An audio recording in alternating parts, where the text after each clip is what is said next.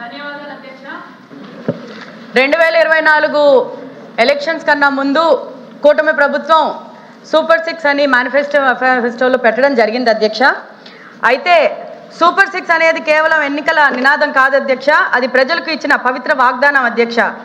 హామీలు ఇవ్వడం సులభం, కానీ వాటిని ఆర్థిక క్రమశిక్షణతో సమయ పాలనతో అమలు చేస్తూ కూటమి ప్రభుత్వానికి ముందుగా నేను కృతజ్ఞతలు తెలియజేసుకుంటున్నాను అధ్యక్ష. అయితే సూపర్ 6 పథకాలు పెట్టినప్పుడు ముఖ్యంగా మహిళలు, యువత అలాగే రైతుల్ని దృష్టిలో పెట్టుకొని పథకాలు పెట్టడం జరిగింది అధ్యక్ష.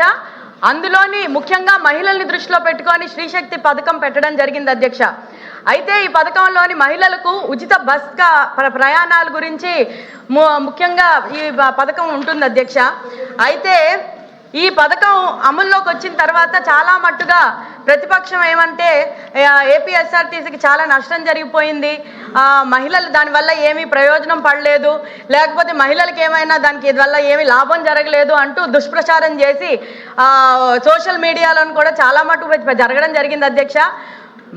మహిళలకి అన్యాయం ఏదైనా జరుగుంటే వాళ్ళ ఇంట్లోని వాళ్ళ నాయకుడు వాళ్ళ తల్లి చెల్లికి జరుగుంటుంది, కానీ కూటమి ప్రభుత్వంలో వల్ల ఆంధ్రప్రదేశ్ మహిళలకి మంచి జరిగింది కానీ చెడు ఎప్పుడు జరగలేదు అధ్యక్ష.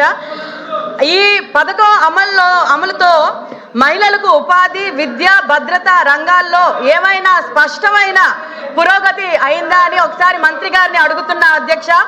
మహిళలకు ఉచిత ప్రయాణంతో పాటు భద్రత, సౌకర్యం, సమాన పాలన కూడా మీరు కల్పించారా అని మేము అడగడం జరుగుతుంది అధ్యక్ష. అలాగే గ్రామీణ ప్రాంతాలలో మహిళలు ప్రయాణ సౌకర్యం ఎంత మేరకు పెరిగిందో ఒకసారి మంత్రి గారిని అడుగుతున్నాను అధ్యక్ష. అలాగే ఉద్యోగాలు, స్వయం ఉపాధి, చిన్న వ్యాపారాల కోసం ప్రయాణాలు చేసే మహిళల సంఖ్య ఎంత పెరిగిందో కూడా ఒకసారి అడుగుతున్నాను అధ్యక్ష. ఇప్పుడు వాళ్ళ ఇంట్లోని మహిళల గురించి వాళ్ళ నాయకుడు ఎల్లగొడితే అది మా ప్రాబ్లం కాదు అధ్యక్ష, వాళ్ళని వాళ్ళు డీల్ చేసుకోమనండి అధ్యక్ష. ఈ అవకాశం నాకు ఇచ్చినందుకు కృతజ్ఞతలు అధ్యక్ష.